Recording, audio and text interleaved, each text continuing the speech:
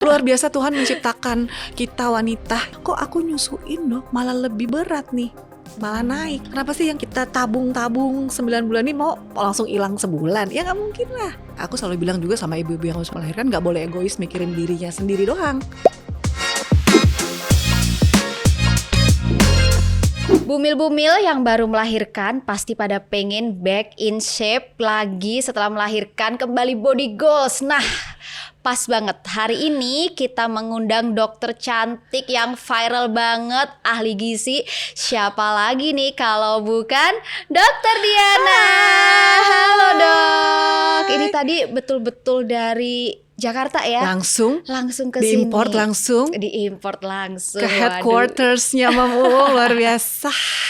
Gimana nih dok kabarnya hari ini dok? Sehat puji Tuhan. Berarti sehat. hari ini tadi berangkat nggak sempat nge-gym dulu ya dok? Belum. Mestinya hari ini gym nih. Ya tapi demi kesini ya kita kardio aja di bandara. Kalau nggak nanti kayaknya after podcast kita bisa gym bareng nih dok. Boleh yuk.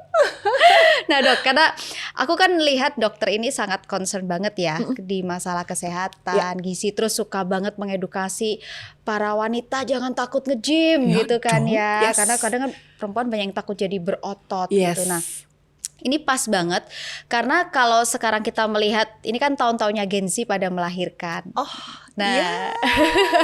Berarti aku terutama udah setua itu ya, Gen Z Nggak aja kelihatan, sudah Dok. melahirkan. nggak Oke, kelihatan. Masih cocok nih jadi Gen Z berikutnya. Masih cocok melahirkan? Aduh jangan. Cukup.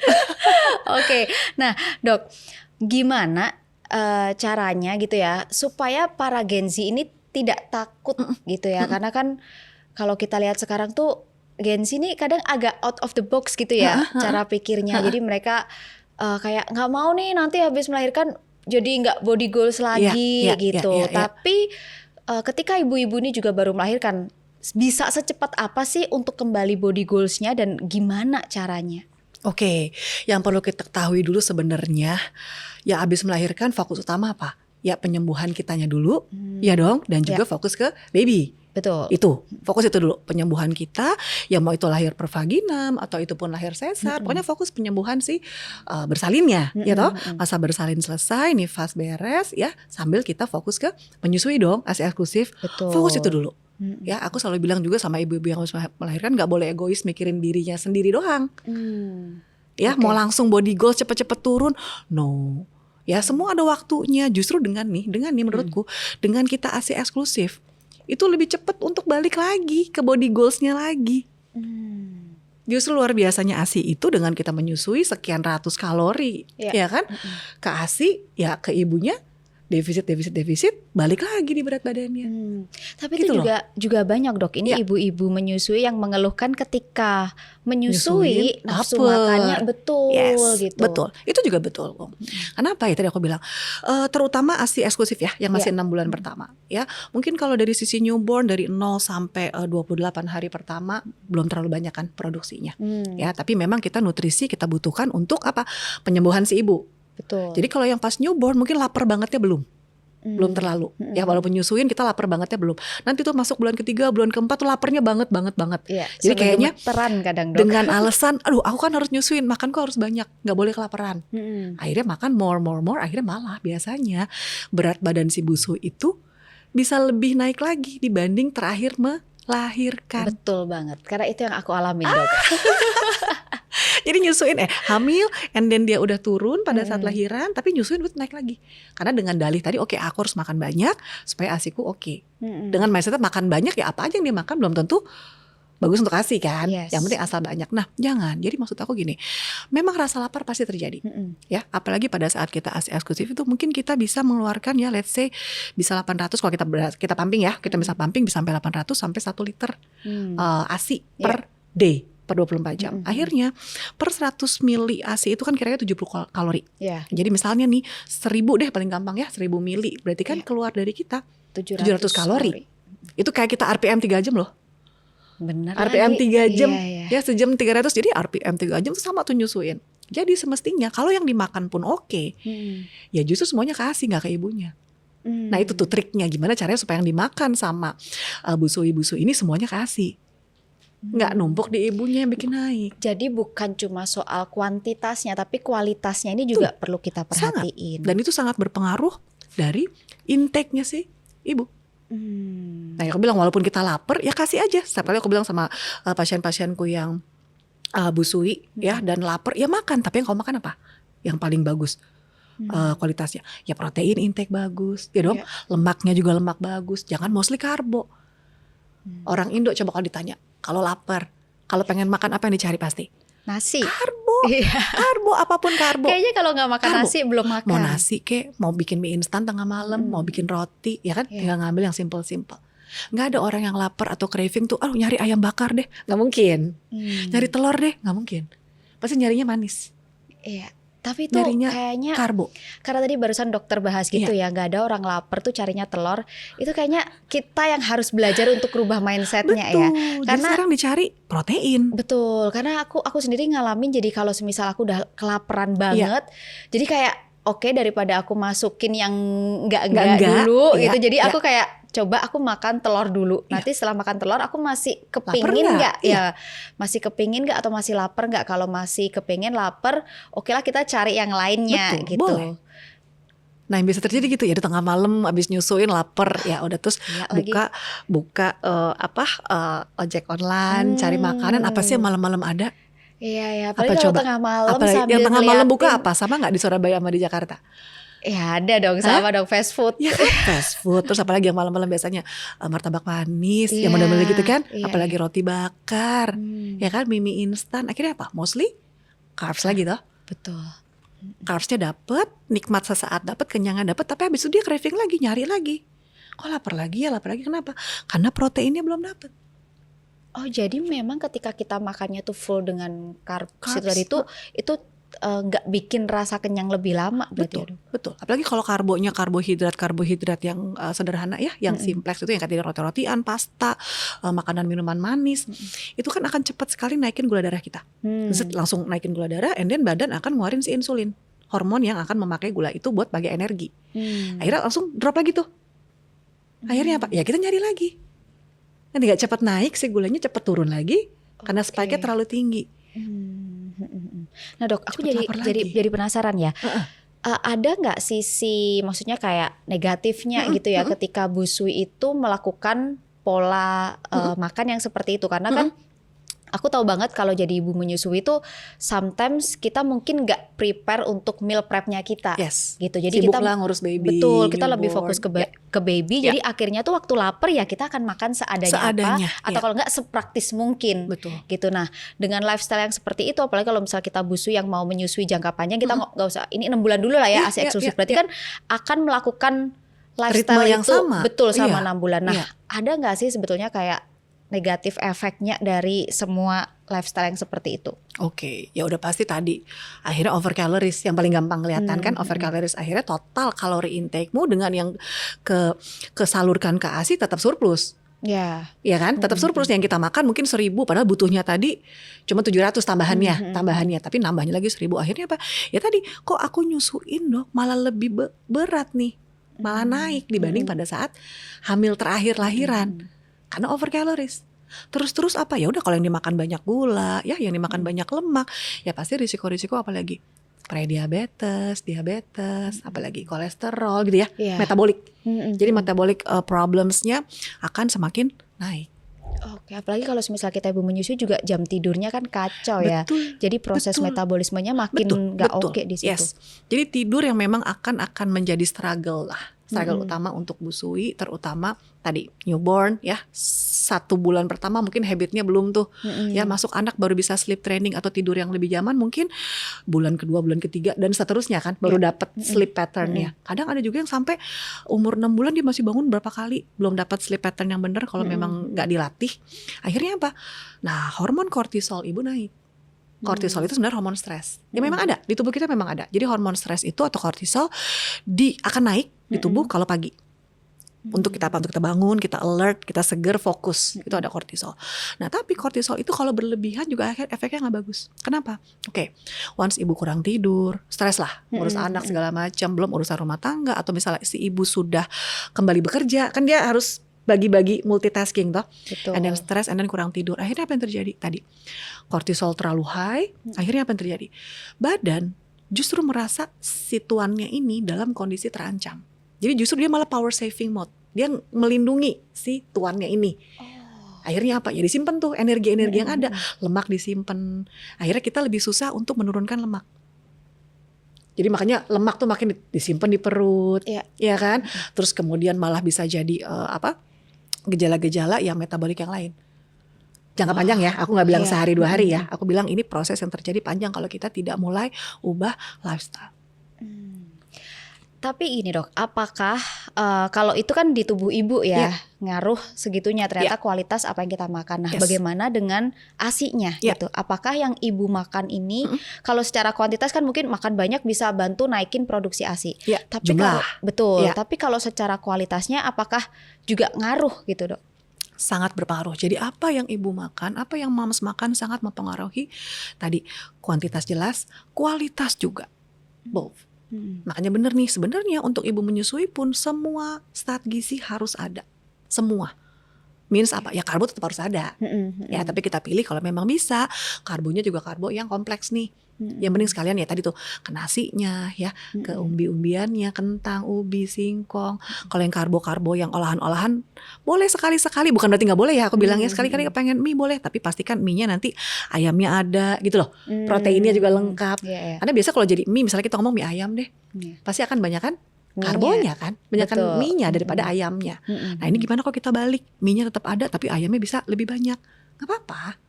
Karena fokus tetap karbohidrat harus ada, ya kan? Kalau bisa karbo yang kompleks. Kemudian apalagi protein, ya. Dan protein itu memang mau dari sisi bagaimanapun protein hewani akan lebih diutamakan.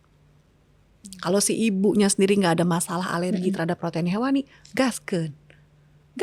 Mau ayam, mau ikan, mau daging, mau telur, ya kan selama ibu nggak ada alergi dan anak juga aman, nggak ada alergi. Ya kalau memang ada alergi atau intoleransi kita bisa kurangin atau frekuensinya kita mainin.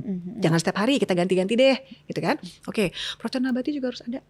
Ya, nabati di mana? Tahu, tempe, kacang-kacangan, biji-bijian, ya, pokoknya seeds, nuts, apalagi grains, ya kan?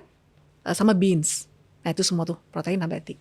Nah, terus apa lagi? Lemak. Nah ini kuncinya. Nah lemak pun yang kita makan akan menjadi lemak di ASI. Kalau kita makan lemaknya baik, istilah kata lemak baik itu kita dapat dari mana? Mau dari ikan, ya kan ikan-ikan laut, omega 3-nya tinggi. Kita mau dari lemak yang kayak misalnya dari avocado, alpukat juga lemaknya baik. Kacang-kacangan, biji-bijian lagi, lemak-lemak dari hewani juga ada walaupun memang lebih jenuh, tetap boleh. Nah dengan kualitas makan si busuinya ini bagus, pasti kualitas ASI-nya lebih bagus. Pasti. Itu yang membuat mungkin dengan volume yang sama, mungkin kalorinya bisa lebih padat. Dengan volume ya, kita ngomong sama-sama 100 mili, ya yang makannya bagus bisa 70-an tadi tuh kalorinya per 100 mili. Tapi kalau yang makannya kurang atau seadanya aja mungkin lebih rendah kualitasnya. Kan sayang. Betul. Jadi benar-benar kualitas ASI mau anakmu seperti apa mendapatkannya yang bagus, ya makanan ibunya harus diperhatiin. Gak boleh adanya apa deh nanti aja deh, seadanya deh, gak boleh. Ini juga jadi tugas bapak-bapak ya, berarti ya sama para pengasuh mungkin ya. Jadi ketika ibunya menyusui, bapaknya siapin nih makanan yang proper buat istrinya. Jadi misalnya mau pulang malam pun bapaknya, sayang, mami, biasanya kan bawain martabak manis. Nah sekarang bawain apa kek, lauk-lauk gitu kan, mau ayam kek, atau misalnya apa, sate kek, malam-malam buka loh kita mikirkan sate, atau misalnya apa, ya sekalian beli lauk-lauk, bawain pulang.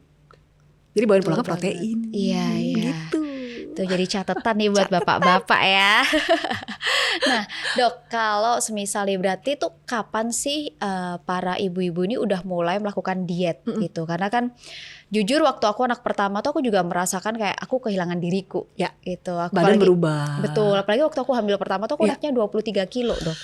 Jadi itu betul-betul dari size XXS itu sampai jadi XXL.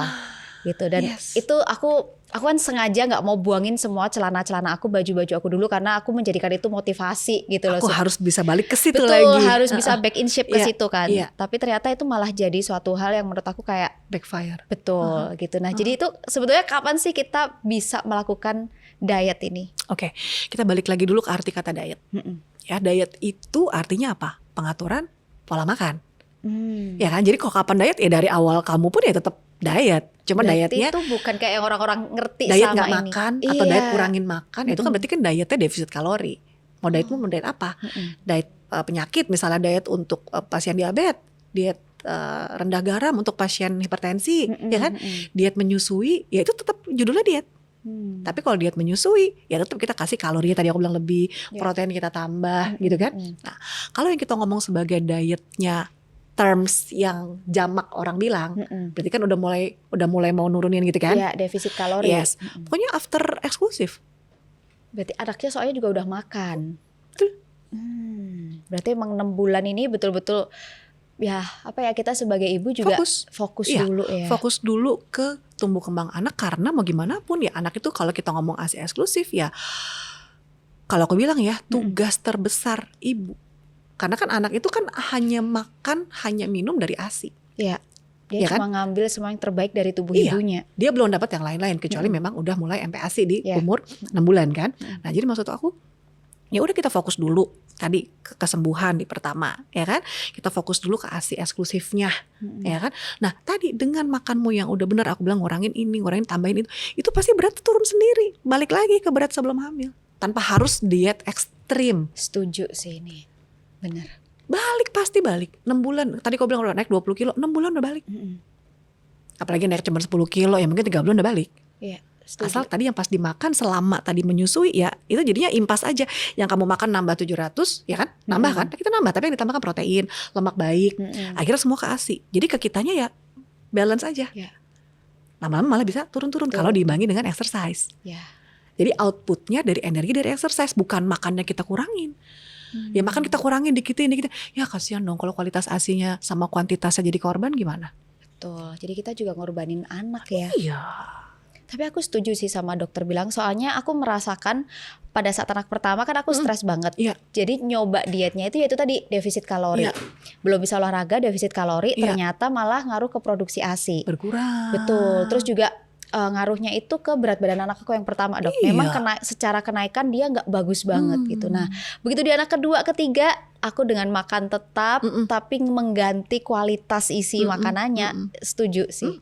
Jadi kan balik lagi ke berat badan sebelum hamil dengan effortless gitu. Maksudnya nggak perlu yang harus stresor, ngoyo, diet, kurangin makan. Ya justru dengan kamu mengasihi, apalagi mengasihi eksklusif dengan kualitas makanmu bagus, itu semuanya ke ASI. Dan ke ibunya tetap kita tetap bertenaga, kita tetap punya bonding attached, dan kita tidak ada merasa, aduh kurang nggak ya ASIku karena aku kurangin makan, gitu kan? Pasti kan ada mikir ke situ dong. Ada sumber kestresan yang lain. Jangan nambah stres baru dong.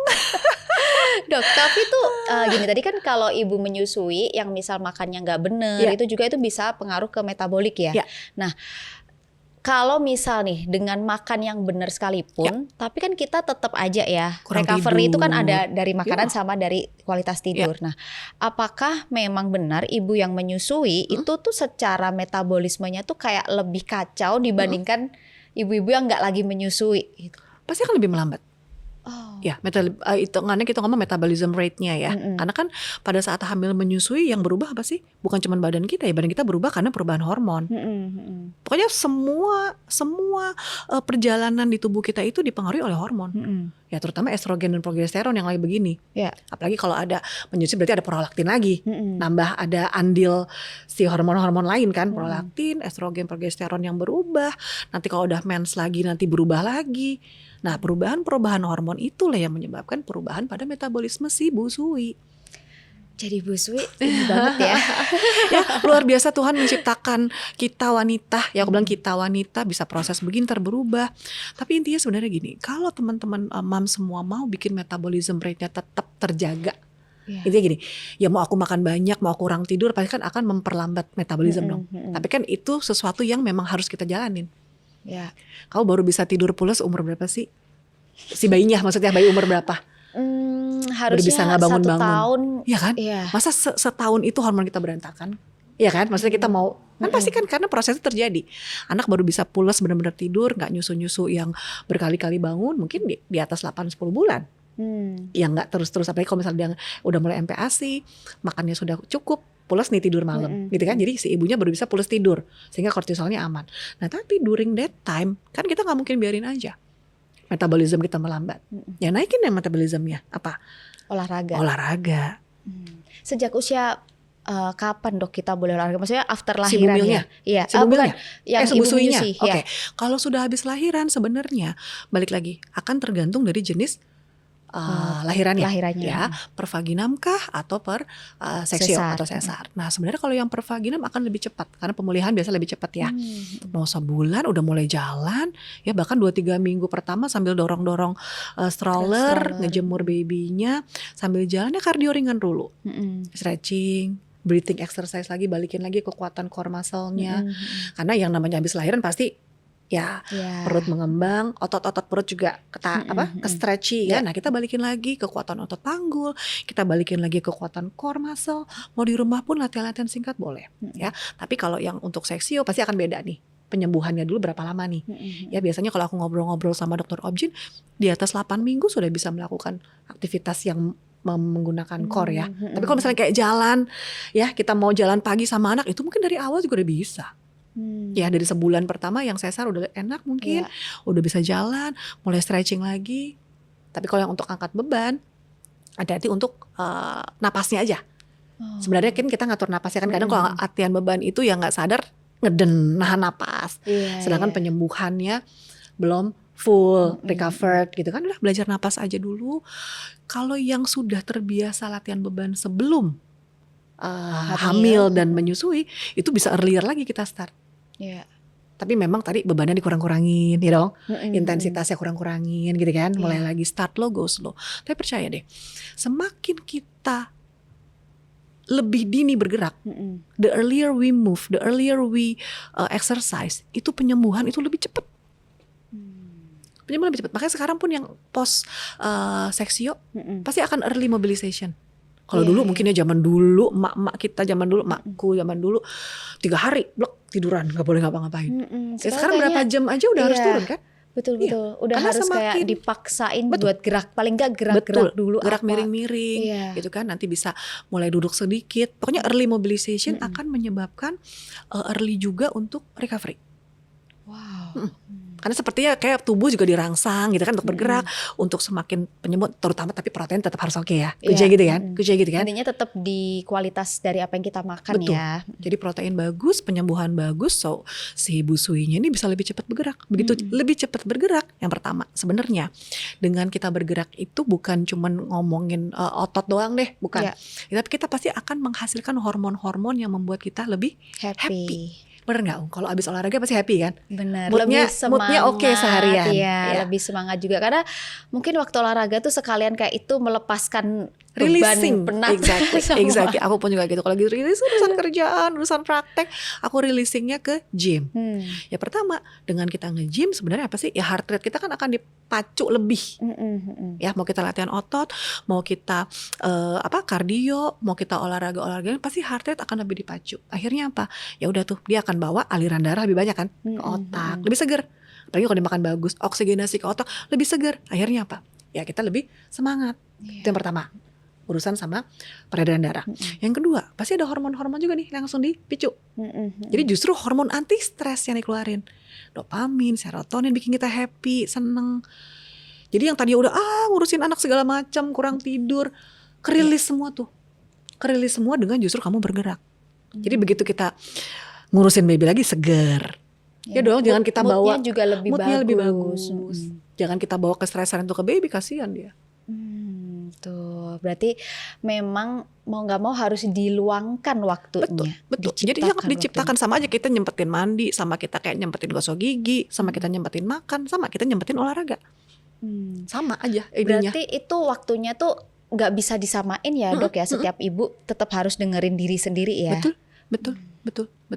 Dengerin diri sendiri dan kapanpun mau dilakukan terserah, mau pagi, mau siang, mau malam.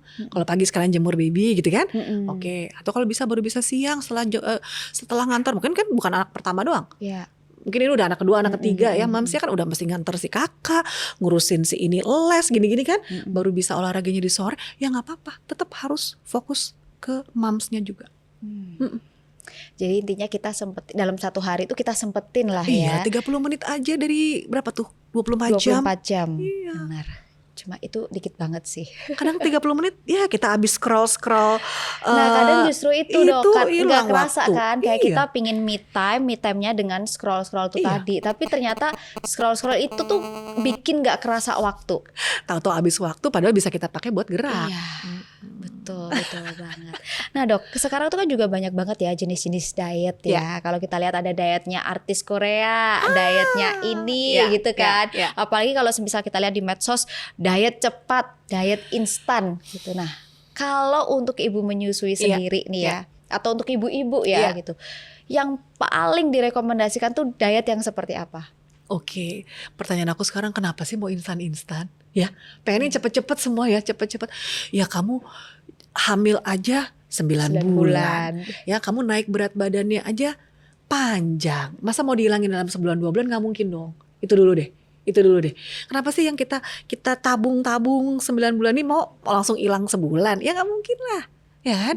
Jadi gak ada yang instan-instan. Justru sebenarnya diet itu, pengaturan pola makan itu sebenarnya yang harus bisa kita lakukan terus-menerus. Gak cuma sebulan, 2 bulan, 3 bulan. Jadi diet yang bener tuh jadi lifestyle. Jadi lifestyle, karena kita merasa enjoy jalaninnya dan tidak merasa tersiksa kan. Enak, enjoy jalaninnya, tapi kita bisa jalanin seumur hidup. Betul. Jadi jangan instan-instan. Ya kita ngomong instan, mie instan aja masih dimasak, ada prosesnya, ya kan? Jadi gak ada yang instan. Instan gak instan amat ya. Tetap harus diproses. Either kita rebus gitu kan. Nah, jadi kalau kita mau ngomong apa diet yang terbaik buat busui, itu tetap diet gizi seimbang. Seimbang, balance diet. Mau dari sekian tahun diteliti ya, mau dari segala sisi usia, mau anak, mau dewasa, mau lansia, mau busui, tetap yang paling bagus adalah diet gizi seimbang. Nanti tinggal disesuaikan nih kebutuhannya berapa. Seimbang tuh kan maksudnya gini, ada karbonya ada, ya kan tadi aku bilang proteinnya lengkap, ya, apalagi lemaknya ada. Cuman proporsi each-nya itu akan beda-beda tipe orang. Tapi seimbang ada semua, bukan yang karbonya doang, atau misalnya yang proteinnya doang, atau yang lemaknya doang, enggak. Jadi semua harus ada. Dok, aku tuh penasaran ya. Aku pernah punya kerabat, jadi waktu itu dia memang melakukan diet dan dia merasa semenjak dia diet dia tuh jadi lebih emosian. Iya.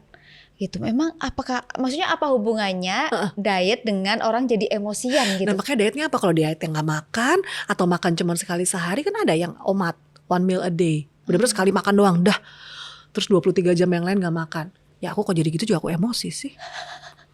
Tapi itu memang bisa ngaruh ke emosinya kita ya dok? Iya, kalau yang dilakukan gak enjoy. Aku bilang tadi kan, menyiksa diri, gak enak, gak berasa, semua direbus, semua dikukus, kan gak enjoy kan? Iya. Ya gimana kamu akan jadi mencari pelampiasan yang lain? Atau biasanya gini, karena biasa kita dikasih gula, ya minuman semua manis, makanan kemasan, atau tadi yang kayak coklat, ice cream, semua sekarang pasti gula, ya kue-kuean gula. Akhirnya gula itu kan memberikan sinyal happy sesaat. Aku bilang tadi kan, happy, langsung sesaat happy, tapi after that langsung dropnya cepat. Nah, kalau si orang ini yang biasanya kena gula-gula terus di-cut, benar-benar dietnya yang ekstrim lah. Gula pun enggak, buah pun enggak, atau segala enggak. Akhirnya dia nggak dapat kehappyannya itu kan. Makanya jadi uring-uringan. Jadi uring-uringan, jadi senggol bacok, say. Nah, tadi dokter kan sempat ada bahas OMAD ya, berarti 1 meal day. 1 meal a day. Oh, 1 meal a day. 1 meal a day. Nah, berarti kalau aku lihat itu kan sama mirip-mirip kayak diet IF. Ya. Nah, berarti busui juga boleh nggak dok? Jangan. Malah kalau IF itu kan sebenarnya intermittent fasting. Jadi dia ada fasting, which is adalah artinya puasa dengan intermittent, ada jarak tertentu. Kalau intermittent fasting bedanya sama OMAD, kalau OMAD itu benar-benar sekali makan doang, plok. Tapi jumlahnya besar. Bunch. Ya karena dia mikir aku kan harus makan untuk per 24 jam. Jadi makan banyak OMAD. Nah kalau IF nanti ada jendela, tergantung tuh pelaku IF-nya yang berapa jam jendelanya. Ada yang masih 8 jam. Ya misalnya terakhir makan jam 8 malam, ya kan? Terus nanti terakhir makan jam jam 8 malam, and then dia puasa, terus baru makan lagi jam 12 siang. Jadi makan dia jendela makannya 12 siang sampai jam 8 malam. After that dia nggak makan apa-apa atau minum doang. Ada yang lebih pendek lagi, dari jam 12 siang doang makan sampai jam 6. 6 jam jendela. Ada yang lebih pendek lagi, 4 jam. Jadi jam 12 sampai jam 4 sore aja dia boleh makan. Terus habis itu dia nggak Habis itu makan, nggak makan sama lagi, sekali. tapi boleh minum. Minum atau pokoknya yang tidak berkalori. Misalnya minum itu air putih, teh, kopi ya gitu kan, dengan artian dia pengen mempersingkat jendela makan. Nah kalau yang IF itu, kalau misalnya yang IF-nya masih 8 jam, dia mungkin bisa 2-3 kali makan. Kalau yang OMAD tadi kan sekali doang, makan misalnya jam 12 doang, tapi itu. Nah efeknya sebenarnya tergantung apa yang dimakan. Ya kalau misalnya IF-nya masih 8 jam, ya dari jam 12 sampai jam 8 malam, tapi total kalorinya sebenarnya masih mencukupi, sebenarnya masih bisa. Masih bisa, asal total kalori masuk. Ya. Masalahnya kalau untuk busui itu kan kebutuhan kalorinya tingkatnya banyak. Jadi gini, kita ngomong kebutuhan dasar dulu deh. Ya kebutuhan dasar kalori wanita Indonesia tidak hamil menyusui kira-kira dengan tinggi badan 160 lah orang Indonesia ya. Berarti kebutuhannya kira-kira 1.500 kalori per day. Aktivitas harian lah. 1.500 sampai 1.700 per day. Nanti kalau di olahraga bisa nambah tuh kebutuhannya. Nah, kalau kebutuhan hamil dan laktasi itu beda. Ya. Trimester 1 dia butuh tambahannya 100 sampai 200 kalori nambahnya. Dari 1.500 tadi ya, dari baseline 1.600 sampai segitu ya. Terus di trimester 2 nambahnya 200-300 kalori. Di trimester 3 nambahnya 300-400 kalori. Laktasi yang orang sekarang bilang trimester 4 gitu ya. Itu nambahnya bisa 600-700 kalori. Nambahnya. Jadi sebetulnya 2.000 bisa 2.200 sampai 2.500 tergantung aktivitas ibu. Nah bisa nggak tuh kita makan 2.500 untuk sekali makan? Sulit loh kalau dari makanan beneran. Maksudnya kalau dari nasi dengan lauk pauk. Kalau kita makan dari minuman manis, kita makanan junk food gampang. Kita makan dari cake beres, gorengan beres cepat. Tapi kalau dari nasi, dari ayam, dari sayur gitu ya, itu maksa banget sih. Sulit untuk mengunyah segitu. Bener. Jadi kadang dengan OMAD kebutuhan yang dia harus makan 2.500 dengan proteinnya tinggi nggak dapet. Akhirnya apa ya, total kalorinya nggak dapet dong. Akhirnya kasihan kasih. Jadi sih sebenarnya saranku, misalnya dia mau IF pun tadi kan dok aku penuhi aja nih yang 2.200 sampai 2.500 dalam 8 jam makan. Ya sebenarnya bisa aja asal kau bisa penuhi semua tuh, masuk tuh proteinnya sekian gram. Nah itu kan tadi aku baru jelasin tentang si energinya. Kalau untuk proteinnya sendiri kebutuhannya beda. Kebutuhan dasar ya wanita yang tidak hamil menyusui rata-rata 1 gram per kilogram berat badan ideal. Ya misalnya berat badan dengan tinggi 160, kita ngomong berat badan ideal berarti di 60. Ya berarti kan kalau kita ngomong 1 gram protein per kilogram berat badan ideal means 60 deh. 60 deh baseline-nya. Ya. Kalau trimester 1 nambahnya aja 20 gram. Nambahnya sepertiga. Nambahnya banyak protein. Kalau tadi kan kalau kalori nambahnya cuma 100 dari 1.500. Ya nambahnya. Kalau protein nambahnya 20 dari 60, sepertiga nambahnya. Trimester 2 nambahnya 20. Trimester 3 nambah 30. Trimester 4 which is menyusui bisa 40 nambahnya. Jadi minimal 100 gram of protein per day. Itu bukan 100 gram ayamnya saya, bukan. Itu 100 gram protein 100 per gram day. ayam kayaknya cuma berapa? 20-an. Iya. 1 telur putih cuman 6 gram. 6 gram. 100 gram daging ya kira-kira 20-an lah rata-rata.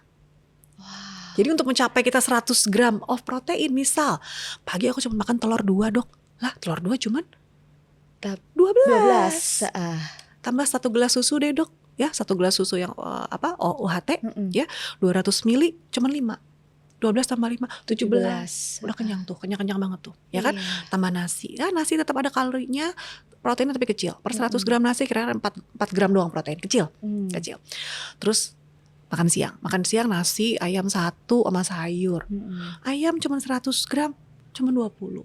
17 tambah 20 berapa? Baru 37. Jadi untuk mencapai 100 gram per hari dari makanan real food, maksudnya makanan susah. Kadang gak tercukupi. Akhirnya makanya apa? Gak dapet tuh protein-protein yang kebutuhan sekian. Akhirnya kita nyari sebenarnya. Badan ngasih sinyal. Oh kayak Diana. Kamu tuh harus nyari protein. Dia lapar. Tapi yang kita kasih more carbs. Akhirnya gak kelar nih kebutuhan yang si protein. Gak kelar, dia nyari lagi. Ayo dong Diana cari lagi dong protein. Yang dikasih sama Diana adalah karbo lagi. Jadi gak selesai tuh cravingnya. Itu yang bikin kenapa rasanya kayak lapar terus. Ya, penuhi. Jadi misalnya busui pun pagi mau 4 telur sekalian kasih nggak apa-apa. Kalau nggak ada masalah sama bayinya, bayi nggak ada alergi atau si mamahnya juga nggak ada kolesterol, ya kan bisa. Telur 4 misalnya putihnya ya kuningnya 2 deh. Bikin omelet kan nggak berasa Itu tuh. udah 4 kan nggak good berasa tuh. protein, good fat juga. Exactly. Tinggal sayur sama nasinya misalnya gitu kan. Mau dipikir udah nasi itu baru 4 kali 6 cuma 24 loh. Jadi minimal kalau mau ngejar protein busui, paling nggak each meal kalau kita 3 kali makan utama, minimal per meal 30 gram of protein. Iya, aku waktu nyusuin juga cemilannya ayam bukan ayam goreng ya, ayam. Jadi kalau nyusuin awal-awal tuh bisa sehari 1-2 ekor ayam. Ya, bisa jadi untuk mencapai kebutuhan segitu. Betul. Kan. Ya, sama kalau bisa di jam cemilan. Iya, Di jam cemilannya juga kalau bisa protein. Mau susu, mau yogurt, mau kacang-kacangan gitu kan. Atau kita bikin kayak snack yang sehat, Snack sehat gitu, yang protein supaya apa? Ya supaya kebutuhannya kita bisa cicil tuh. Karena kebutuhan proteinnya sangat besar. Balik lagi ke pertanyaanmu tadi, bisa nggak nih IF? Kayaknya sih nggak ketelen deh, nggak cukup. Jendela makannya nggak cukup kalau untuk mencapai PR kita makan segitu banyak, paham nggak? Ya kan, makan harus 2000 sampai 2200 kalori dengan protein 100 gram per hari. Itu kalau jadi cuma jendela makan jam 12 sampai jam 8 nggak keburu. Benar, ngejarnya juga. Iya. Bisa. Belum sibuk ini segala macam kan. Nah jadi saranku sih memang throughout the day. Jadi nggak usah IF, makan aja dengan jadwal teratur. Ya udah pagi jam 7 jam 8 standar kita makan pagi. Mau lebih pagi juga boleh. Nanti jam 9-10 kita isi tuh. Misal tadi tuh kita bikin mau sekali-sekali mau roti juga nggak apa-apa. Tapi roti isinya tetap telur, isinya ayam panggang gitu kan. Jangan roti isinya cuman selai. Akhirnya kan gula sama gula. Misalnya mau roti pun kita bikin kayak sandwich lah, kasih sayurnya, terus kemudian kasih telurnya gitu-gitu kan, supaya tetap nanti jam selingan, jam 9-10 isi tuh, ya mau kacang-kacangan, biji-bijian, mau susu, yogurt, protein, atau bikin misalnya bubur kacang hijau gitu kan, kacang hijau. Nanti makan siang, ya tuh nasi dengan lauk pauk, dengan ayamnya bisa berapa 200 gram, nanti ada tahu tempe lagi 100 gram, nanti sore nyicil lagi, malam makan lagi. Jadi kayaknya kalau menurut aku diet-diet yang IF ya, yang apalagi OMAD untuk busui nggak usah. Tetap Jadi diet gizi seimbang dengan jadwal makan ya sewajarnya manusia lah. Tadi kan dokter sempat nyepil nih ya, kalau semisal kayak IF tadi kan boleh tuh minum kopi, teh, yang penting tuh yang zero kalori gitu kan. Nah, ini kan kalau kita lihat sekarang tuh kayaknya nggak bisa hidup tanpa kopi ya ibu-ibu. Tapi kalau untuk ibu kopi menyusui gimana ya dok ya? Yes. Pasti ibu menyusui stres nih. Aduh, udah mana tidurnya kurang. Pagi aku mesti melek, nganterin si kakak sekolah. Kalau nggak ngopi, aku nggak on nih dok, gitu kan? Boleh nggak sih busui ngopi? Boleh kok. Boleh, masih boleh. Tapi balik lagi, ada rekomendasinya. Ya sebenarnya untuk bumil pun juga masih boleh. Jadi bumil busui masih boleh mengkonsumsi kafein ya dengan jatah gitu ya, dengan jatah. Pokoknya semua ada jatah porsinya lah. Ya sekitar 200 mg of kafein. 200 mg of kafein per day. Nah, itu bisa dari apa? Besar juga ya. 200 mg kafein itu kalau jadi shot espresso ya 1 shot. Jadi misalnya itu mau jadi americano ya berarti tinggal 1 shot kasih air kan sama es. Atau itu mau jadi tambahin susu jadi kayak cappuccino atau latte ya 1 cup aja berarti sehari. Karena base-nya sebenarnya sih 200 mg of caffeine tadi, which is 1 shot of espresso. Or kalau jadi teh ya misalnya nggak ngopi, ada masalah dengan asam lambung, nggak bisa kopi, kita bisa switching ganti ke apa, mau teh, chamomile, ya atau teh-teh lain misalnya yang jasmine tea gitu ya. Nah kalau teh bisa jadi 2 cangkir. Jadi kita yang memang ngatur jadwalnya, yang dulunya misal kayak 1 hari bisa habis 2-3 cangkir, sekarang 1 cangkir jadi 1 hari. Tapi gimana dok kalau semisal ada beberapa kan yang anaknya sensitif ya dengan kafein itu gitu. Nah kalau anaknya sensitif ya udah maknya nggak boleh egois, balik lagi ya udah stop demi kebaikan anak. Tapi ada nggak sih kayak opsi penggantinya biar tetap melek gitu? Ya paling tadi tuh teh. Ya kan chamomile tea, mint mungkin ya lebih bagus. Karena sebenarnya gini, teh sama coklat yang mengandung kafein juga. Tapi lagi kalau dia sensitifnya sama kafein, mau kamu kasih teh pun ya anak tetap akan sensitif juga kan. Walaupun memang kandungan kafein dari teh pasti akan lebih kecil dari kopi.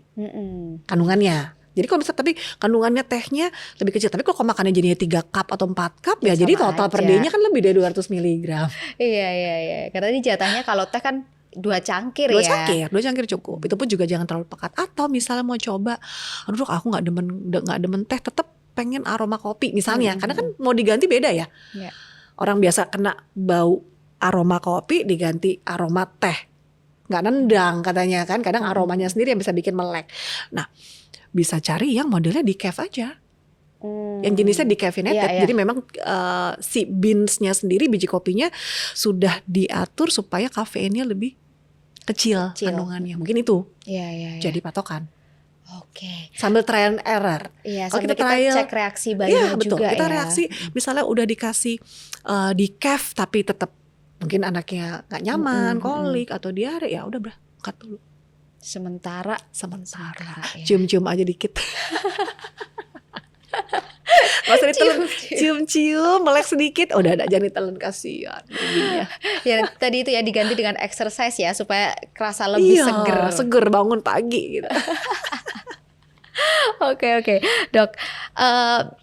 Aku pingin tanya ya, kan maksudnya ibu-ibu tuh kan ada dua kubu ya. Ada yang kubunya tuh kubu suka rasa yang gurih, asin, savory gitu, sama ada yang sweet tooth gitu. Nah, kalau aku rasa mungkin gurih itu tuh masih oke lah ya. Tapi kalau manis ini kan betul-betul jadi sesuatu kayaknya yang apa ya, makin waspada. Iya, kayak gitu. Nah, dua-duanya loh sebenarnya. Oh ya, Dok. Iya, karena dua-duanya misalnya gini, over savory means kan salt, over salt, over natrium. Ya tetap risiko-risiko kita untuk terjadi penyakit kardiovaskular juga ada. Kan tetap retain cairan, akhirnya tensi mulai naik, ya tetap ada. Jadi dua-duanya sebenarnya ada resikonya masing-masing. Risiko masing-masing, betul.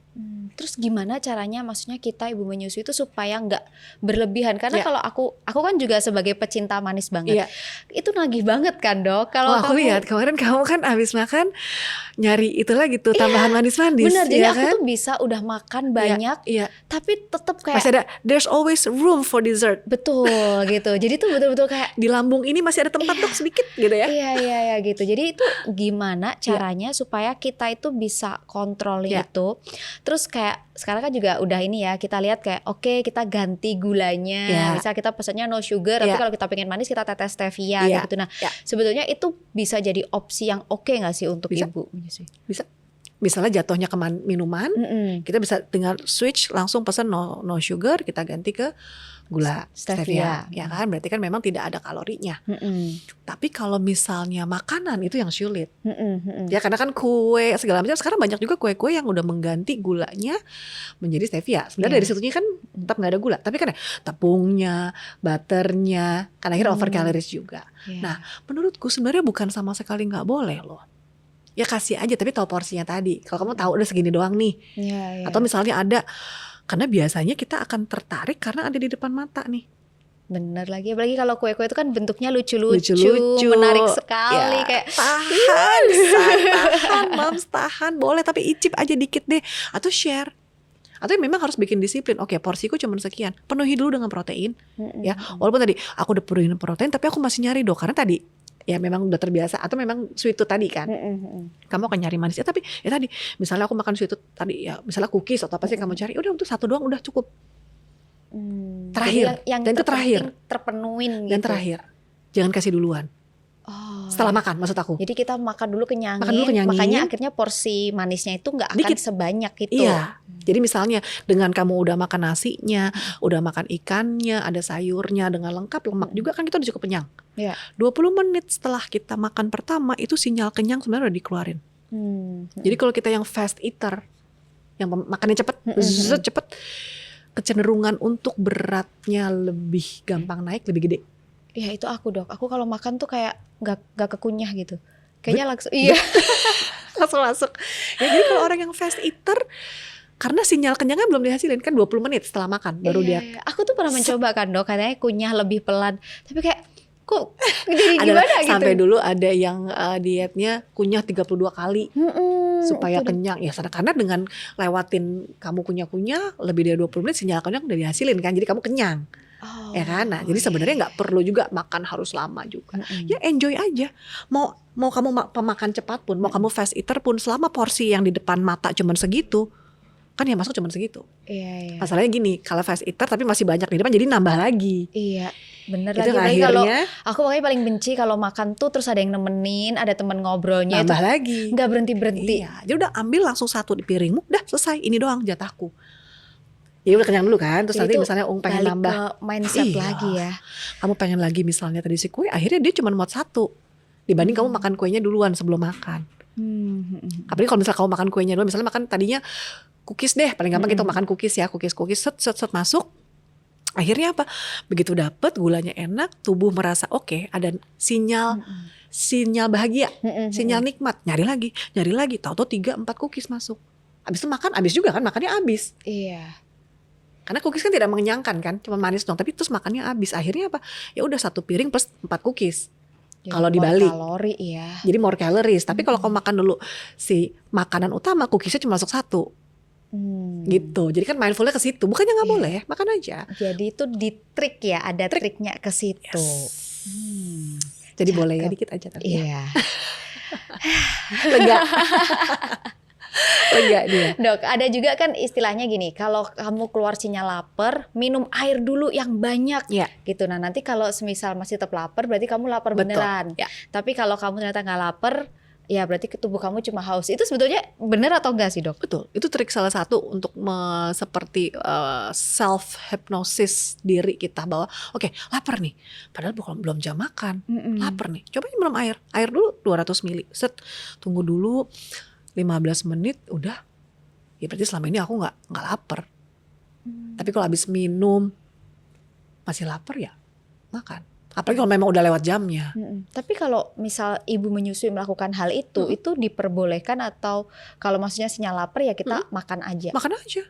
Kan makanya asal ini udah lewat belum dari jam makannya, ya kan?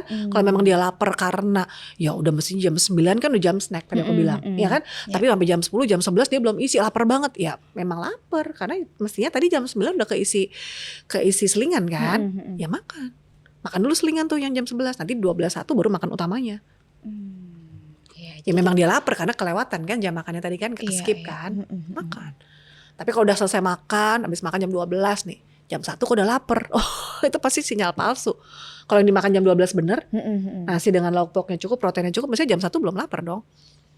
Baru lapar lagi mungkin 3 jam, jam 3. Bener tuh sinyalnya. Memang udah harus diisi lagi tuh. Isi kacang-kacangan, biji-bijian, yogurt sama buah misalnya, minum susu, ya kan? Baru nanti jam 7, jam 8 lapar, ya itu beneran lapar. Makanya ciptakan dulu habit jadwal makan yang teratur. Jadi kita tahu nih bener lapar beneran atau cuma lapar palsu. Ya, jadi kalau dari pertama jadwalnya aja udah kacau, gitu. Ntar makan, ntar enggak, kita bingung. Jadi tubuh kita juga akhirnya terbiasa sama itu. Ya, kan kita punya body clock kan. Kita punya body clock kapan kita memang butuh, kapan yang enggak. Nah itu makanya orang tuh ada dari zaman dulu breakfast, berarti kan break the fast harian kan. Artinya breakfast kan gitu, kita nge-break, kita membongkar atau menyelesaikan puasa. Makanya namanya breakfast kan. Aku baru tahu lagi arti ini. Sama ini breakfast ya breakfast aja. Nggak sampai kepikiran tuh. Kan setelah semalaman kamu berpuasa, betul. kan terakhir makan misalnya jam 7, jam 8 malam. Dan kita puasa, harapannya kan puasa sampai malam, pagi. Ya begitu kita bangun, we have to break the fast. Ya, makanya breakfast tuh jam 7, jam 8. Ya, makanya jamnya jam segitu. Gitu kan? Nanti baru jam makan siang lunchnya. Baru makan malam dinnernya. Nah di selingan-selingan. Nah bahkan kalau misalnya untuk busui, biasanya aku kasih selingannya 3 kali. Kalau tadi kan 3 kali makan utama plus 2 kali selingan. Ini kan kalau tidak menyusui. Ya kan? Kalau menyusui tengah malam pun kamu lapar habis nyusui nih, misalnya jam berapa? Jam 2, jam 3 bangun nyusuin DBF or pumping pun kan kita mengeluarkan energi. And then kita harus siap lagi untuk the next, kita kayak refill lagi deh si gentongnya ini diisi lagi gitu kan, di refill. Nah ya makan, tapi apa yang paling gampang? Ya paling tadi tuh mungkin yang snack protein. Atau misalnya kamu udah sedia kacang hijau di kulkas, ya mau dipanasin boleh, makan dingin boleh, tinggal kasih susu sedikit, protein. Atau paling gampang mungkin ya taruh susu di sebelah tempat tidur, habis nyusuin minum susu gitu kan. Atau misalnya ya mau turun ke bawah ambil roti, ceplok telur, ya kan? Atau siapin aja atau memang udah telur rebus, gitu. iya. Ya memang harus disiapkan. Jadi nggak boleh seadanya deh. Ya seadanya teradanya apa? Mie instan. Ya seadanya yang disiapkan, yang disiapin mie instan. Iya. Terus paling bahaya juga pada saat pumping, pada saat nyusui terus kita scrolling ya akhirnya mukbang. itu tadi. Bener. Scrolling yang ditonton malam-malam, mukbang viral-viral, makan ini itu. kok tangannya tiba-tiba kepesan. Enggak sih, itu pura-pura kepesen Kepesan, kayaknya. Kok ting-tong tiba-tiba di depan ya kan gitu. Dok, gimana dengan olahraga? Kan kalau aku pribadi ya dok ya, Iya. aku merasakan ketika aku berolahraga ASI aku tuh nggak seret Iya. gitu. Tapi ada beberapa yang ibu-ibu tuh bilang, aku kalau olahraga kok ASINya jadi seret gitu. Oke. Ya, pastiin dulu deh. Karena gini, begitu kita olahraga, kebutuhan kita juga meningkat. Kebutuhan kalorinya tadi ya. Betul. Yang aku bilang tadi, yang sekian tambah-tambah yang aku jelasin tadi, Tadi itu kan kebutuhan 2.500 itu kan berarti di luar kalau dia non nggak. exercise. Iya. Iya, 2.200 sampai 2.500 itu non exercise. Kalau kamu olahraga, mungkin nambah 100-200 kalori lagi. Tapi from protein lagi-lagi. Iya. Lagi-lagi protein, pokoknya nggak butuh protein. Jadi jatah protein mau nambah. Jadi kalau misalnya gini, kok habis olahraga, kok aku seret ASI-nya, misalnya gitu ya, pastiin dulu hidrasinya cukup nggak?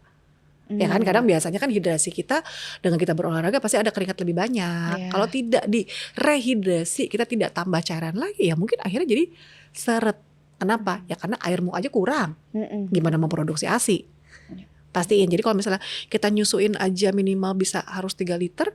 Kalau nyusuin plus olahraga tambah lagi mungkin 500, 3,5 minimal. Kembung-kembung dah. Iya. Dok, cicil minum dikit-dikit gitu biar nggak kembung. Gimana dengan korset? Ya. Itu kan banyak banget ya sekarang dianggap kayak korset itu, apalagi kan maksudnya kayak bisa mengembalikan body shape dan lain sebagainya gitu. Kalau menurut dokter sendiri penggunaan korset itu gimana dok? Oke, kalau aku pribadi sebenarnya korset itu akan membuat nyaman di awal. Nyaman. Oh, korset Nyaman setelah yang kenapa? buat ibu melahirkan Yes, ya? yang melahirkan ya. Nyaman, apalagi kalau yang habis seksio ya, habis Ya, ini kan sesar. korsetnya berarti bukan yang korset-korset tulang pelangsingan, tapi Bukan. kalau kita lihat kan banyak yang korset tulang yang ada sampai berapa? 25 tulang, 32 Tulang tulang. siapa ditaruh di situ? Tulang siapa taruh di situ? Ya, kita ngomongin kalau korset yang habis melahirkan, itu memang bikin nyaman karena tidak tergesek-gesek, posisimu tetap begitu dan bikin postur. Nah, tapi kadang korset pun kalau tidak tepat justru malah bikin nggak nyaman. Ya kenapa? Ya mungkin posisimu malah lambungmu jadi ketekan, jadi nggak kepengen makan, padahal mesti makan. Ya kan, makan itu kan sebenarnya bukan kita pengen nggak pengen, tapi kan ya memang butuh. Iya. Badannya butuh. Makanya kenapa jam segitu harus makan, karena ya gula udah turun, energi udah habis, badan butuh ekstra bensin lagi untuk diisi. Tapi karena ketekan, kenyang, nggak lapar kan? Kita lupa. Padahal badan sebenarnya butuh. Akhirnya apa? Ya produksi ASI juga bisa turun lah kalau lupa makan. Sebenarnya lebih ke situ kan? Jadi tuh konsep korset ini bisa bikin langsing tuh karena dia menekan lambung kita itu tadi. Iya juga. Iya kan sebenarnya. Dan memang ada juga beberapa korset tadi yang mungkin yang bertulang itu ya bikin postur kita jadi mau nggak mau lebih tegak kan. Kalau kamu pakai korset kan kamu nggak mungkin duduk melewat begini. Iya. Jadi tegak. Akhirnya apa ya, mau nggak mau kita ngelatih si core. Tapi kadang justru kebalikannya. Dengan kamu udah terbiasa pakai korset, dia tertopang begini, kamu malah tidak melatih core-mu. Kan udah tegak dengan tanpa harus kita kan aku duduk begini kan core aku harus jaga. Betul, ya kan? Kita kayak narik badan Kita narik. ke atas. Aku duduknya kan nggak begini. Kalau begini kan core aku Iya. nggak kerja. Kalau aku begini, aku melewat, core aku nggak kerja. Tapi kalau misalnya aku duduk tegak begini, kita akan terbiasa untuk duduk tegak. Core-nya kerja. Ya, ini kan juga latihan otot sebenarnya. Core muscle-mu kerja, semua core-nya kita kenceng, akhirnya postur juga lebih bagus. Ya menghindari yang sakit-sakit lah. Kadang-kadang kalau kita lagi nyusuin posisi, ya segala macam lah posisi suka bikin bongkok, sakit. Ya, orang bilang boyoan segala macam ya sakit-sakit. Nah itu sebenarnya dengan ngejaga si postur. Tapi kadang dengan pakai korset, dia malah nggak kelatih kan, karena udah terbiasa ada sanggahan, ada yang nopang sehingga dalamnya nggak kerja. Jadi pakai korset pun misalnya mau nyaman boleh, tapi tetap harus fase dia harus dilepas. Gak bisa 24 jam. Mau makan, menuju makan atau buka sedikit deh gitu kan. Jadi jangan terlalu ketekan di arah lambung, karena kan ada yang suka sampai atas ini kan korset kan. Itu juga bahaya sih. Bahkan ada yang nyambung kadang sampai bisa ketekan juga. Iya. Atau mungkin yang ada kawat akhirnya menekan kelenjar-kelenjar di ASI di antara payudara, mungkin yang tadinya produksinya bisa lebih banyak. Ketekan, tersumbat, clogging, malah bikin masalah baru. Ya senyamannya aja. Memang kalau mau pergi, mau kelihatan lebih nggak blebek-blebek ya, gitu ya, lebih shaping boleh pakai sejam 2 jam, dan lepas lagi. Kalau pijat pelangsingan dok, kan itu banyak banget kan dok. Sekarang kayak dipijat-pijat udah kayak pijat ibu hamil selama 1 bulan, pijat pelangsingan kayak gitu. Pijat pelangsingan ya, oke. Setahu aku sih kalau pijat itu kan sistemnya kita relaksasi ya, mau merilekskan Itu dicubitin muscle-muscle. dok. Cubit? Ya aku nggak tahu ya. Ini dulu waktu Cubit, bukannya 2018. masas yang bikin Bukan, relax. waktu 2018 aku masih coba gitu Iya, iya. betul-betul saking pingin back to shape itu aku melakukan pijat pelangsingan, itu sakit semua, dicubitin, terus habis itu kita endingnya tuh kayak ada sauna yang ditutup bungkus kayak gitu. Mungkin ya, aku juga nggak tahu sih maksudnya prinsip kerjanya apa. Kalau cubit-cubit ya lemak juga nggak akan hilang, kamu coba-coba kayak gimana pun nggak akan Kan dia pakai hancur. oil, terus kayak bagian-bagian yang lemaknya banyak tuh kayak dikremes-kremes. Bisa loh, nggak bisa. Loh, lemak itu hanya bisa hilang kalau memang defisit kalori. Atau ya sekalian suntik. Iya ya. Tapi kan kalau suntik belum boleh. Belum, defisit belum lah. defisit kalori suntik belum Iya, boleh. belum. Nah, yang pijit-pijit itu aku nggak tahu deh tuh. Aku setahu aku soalnya kalau pijit itu kan misalkan buat massage, untuk buat relaxing, Iya. misalnya bumil busunya tegang ya otot kan yang dipijit itu kan sebenarnya Iya. otot supaya kita relax, lebih enak, nanti proses menyusui segalanya lebih nyaman. Tapi kalau dicubit berarti kan apa ya? Ya otot juga kali yang dicubit ya. Lemaknya kali dicubitin. Lemak kan di dalam, nggak kecubit lah. Nggak kecubit, paling kulitnya doang yang kecubit. Jadi menurut aku sih sebenarnya take home message-nya adalah untuk busui ya jangan gampang percaya begitu aja lah dengan treatment-treatment yang ada. Iya. Karena pasti banyak. Dan ya tadi busui-busui apalagi Gen Z yang sekarang wow ternyata Gen Z sudah pada melahirkan ya kan. Pasti terpapar dengan informasi-informasi yang terkini. Iya. Makin viral, makin hits, FOMO lah pasti. Pengen coba. Iya. Ya dong. Si ini coba, masa aku nggak coba? Apalagi makin banyak yang posting, Iya. pamerin Karena si itu memang ininya. paling bahaya tuh adalah media sosial. Iya. Jadi kayak kita tuh ibu-ibu jadi Ajang. kayak ajang berkompetisi Ajang gitu. pamer, aku bisa nih ini. Kalau pamer as in prestasi, justru aku dukung. Prestasi apa? Misalnya, pamerin kamu olahraga, pamerin. Ya kan? Pamerin kamu habis pilates, pamerin kamu habis lari, pamerin kamu lagi nge-gym, pamerin, viralkan. Kenapa? Karena kamu gak akan tahu. Mungkin ada orang dari sekian followermu yang lihat akan satu deh, misal dari 1000 yang terinspirasi. Akhirnya dia mulai gerak. Tapi kan sekarang banyak banget ya dok, kayak kita lihat perawatan-perawatan di klinik tuh kan perawatan pelangsingan dengan Yes. frekuensi apa itu pun bisa berhasil. Jadi misalkan ya RF, radio frekuensi segala macam bisa berhasil tentu saja dengan bantuan pola hidup sehat. Oh jadi balik lagi basicnya tuh ada di situ. Dia akan mempercepat juga. Dia akan mempercepat misalnya, lemak kita ngomong kayak paling takutin kan pasti lemak nih sama yang abis melahirkan pengen cepet RF apa segala macam, HIFU banyak lah ya sekarang tindakan-tindakan untuk membantu menghancurkan lemak setempat. Bisa dibantu. Tapi tetap utamanya ya kamu jangan numpuk lemak baru dong. Itu jangan cuma berharap ya udah ntar perawatan lagi Afternya aja. itu gimana? Itu yang paling penting Perawatan juga. lagi aja, makannya ngawur. Ya kamu tetap akan nambah lemak lagi. Ya kan, untuk nambah memang ada budget khusus silakan, tapi jangan khusus membudgetkan untuk itu. Sampai mengorbankan. Kalau aku mending ya udah budget sekian, itu kan perawatan juga tidak murah ya. Kalau memang yang dananya terbatas, mending dana yang untuk perawatan ya mending beli lauk. Betul. Buat kita makan. Atau sekalian bayar gym. Maksudku sekalian buat invest. Tapi kalau memang ada lebih dana boleh. Jadi tetap akhirnya kita harus back to basicnya dulu, lifestyle-nya dulu dibentuk. Betul. Kalau misal semua itu udah terjadi, kita ada budget lebih, mau tambah-tambahin yang lain, boleh silakan. aja. Silakan. Balik lagi lifestyle-nya dulu, ya kan. Nah tapi kalau yang perawatan, kalau masih nyusun yang ada suntik, yang ada itu jangan dulu ya. Ya kita belum tahu efeknya. Betul. Karena pasti tidak ada penelitiannya. Kita nggak mungkin meneliti busui, bumil dikasih macam-macam terus diteliti gimana di ASI, kan juga tidak etis ya untuk penelitian. Makanya pasti belum ada rekomendasinya. Jadi makanya itu kita back to basic dulu lah. Back to basic aja. Yeah. Fokus ke kesehatan kita dan kepengennya juga nih. Jadi maksudnya ya kita di sini banyak juga mungkin bukan cuma Gen Z yang nonton, ya kan? Mungkin millennials yang punya anak ketiga, anak keempat, anak kelima, kan juga ada, ya. Nah kita jangan juga menutup diri dengan ilmu baru, ya. Karena ya ilmu, apalagi ilmu kedokteran berubah terus. makin maju. Tiap tahun ada aja gebrakannya. Ini baru. Jadi jangan kita terkungkung dengan dulu aku begini, anak pertama, kedua, ketiga begini. Nah sekarang mungkin jaraknya 10 tahun. Ada tuh beberapa yang kayak gitu ya, over 40s masih hamil lagi. Ya kan teknologi beda. Makanan bayi juga beda. Mungkin ASI-nya mungkin sama ya. Tapi sekarang kayak MPASI-nya segala macam berubah. Nah kita jangan malu untuk bertanya lagi. Iya. Kadang kita punya anak ketiga keempat pun belum tentu akan seperfect itu loh. Iya. Gak apa-apa, cari tahu lagi, tanya lagi aja. Kita mau lagi mendengarkan, tapi yang benar ya, bukan yang mitos-mitos. Maksudnya kita terbuka lah, open ourselves, our mind untuk semua teknologi-teknologi baru. Ya, kemudian kalau memang ada apa istilahnya rekomendasi baru, ya nggak apa-apa. Jangan terkungkung dengan ilmu-ilmu dulu yang begini, lama. gitu. Iya. Ya, Jadi kita nggak boleh denial. Nggak boleh denial. Kita terus upgrade diri kita. Upgrade, jangan merasa paling jago juga, iya kan? Iya.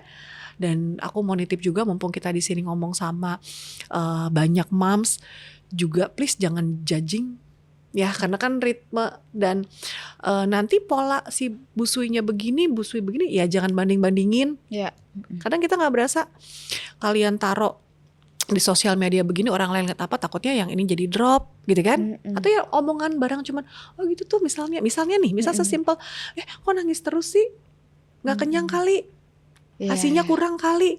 Sesimpel kita jeplak doang, tapi mungkin buat di kita yang tuh denger nangkepnya udah setengah mati. Aku udah usaha setengah mati, udah makan ini itu, kan kita nggak tahu perjuangan yang kita ajak ngomong. Ya, nah, itu benar no banget judging sih, no judging. Apalagi waktu kalau ketemu ibu-ibu yang baru melahirkan gitu kan ya. hormonal masih begini. Iya, terus bilang kayak perutnya kok masih gede sih. Aduh, kayak masih kayak orang hamil. Badan kamu kok nggak balik padahal udah nyusuin. Itu kayaknya memang mesti di stop ya. Stopnya itu kita nggak bisa berharap dari orang lain, tapi mungkin kita start dari diri kita sendiri dulu gitu. Terus kayaknya juga jangan gini, maksud dari kita sendiri kita stop gitu. Maksud kita mungkin mau basa-basi ya. Orang Indonesia kan banyak basa-basi, gimana apa kabarnya kok gini-gini. Tapi kok keterusan, kita nggak sadar kalau itu ternyata mungkin bisa menimbulkan efek yang lain kepada lawan bicara kita. Dan misalnya lawan bicara pun buat gitu, protes aja, jangan diem.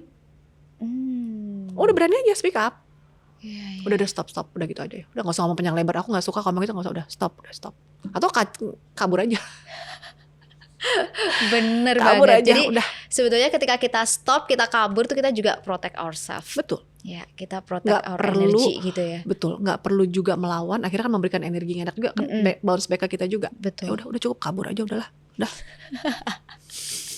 Betul banget. Thank you Dokter Diana buat tips-tipsnya. Terima kasih. Semoga para moms yang mendengarkan ini jadi lebih semangat, mindsetnya udah terupdate lagi gitu. Kita tetap jadi ibu yang terus mau belajar, nggak menutup diri. Kita terus berkembang. Kita sayang sama diri kita sendiri, perbaiki kualitas dan semangat buat exercise. Thank you.